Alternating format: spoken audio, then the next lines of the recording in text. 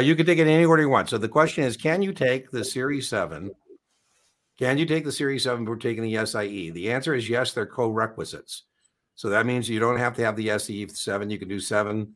I don't recommend it. I recommend you do SIE and 7. But I have a young lady that is taking the 7, and her expectation is the overlap on working hard on the 7 will allow her to pass the SIE. It's not my recommended course of action, but you can certainly take the 7 before you take the SIE. They won't be active until you've actually got both of them. That's what we mean by co-requisite. You got to put them together to make it work, make it a whole.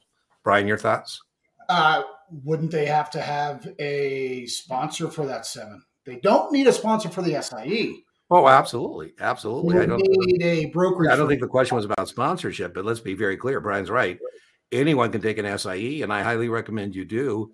I think that, Brian, I don't know if you would agree with this. I think the SIE was, here we go with the old guy conversation. Back in the day when I walked to work uphill both directions, the Series 7 was 2 3-hour sessions of 250 questions. And the barrier to entry into the securities industry for human capital was quite high. I mean, but back in those days, being a stockbroker was kind of like being a fighter pilot. It was something people really wanted to do. Now it's become more of a career rather than a glamorous kind of a job it used to be. And I think they came up with the SIE to make that curve, that entry into the business, a little more manageable. Right. So I kind of think of the SIE and 7 together as what was the formerly old 7. And what's great about the SIE, this is from the broker dealer's perspective, is that they can hire somebody without sponsorship or with sponsorship, but you can show up and already have that. And I do think that's a good sweat equity investment to have on your resume or your curriculum vitae.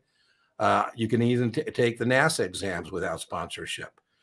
We have a lot of college students take the SIE without the intent of taking the 7. I sometimes forget that because I'll be talking to people and saying, hey, what's the next leg of your testing journey after the SIE? And you're 6 or 7, and they'll say neither. I go, okay, well, that could be the right answer. But Brian is certainly right. You do need sponsorship for the 7. All right.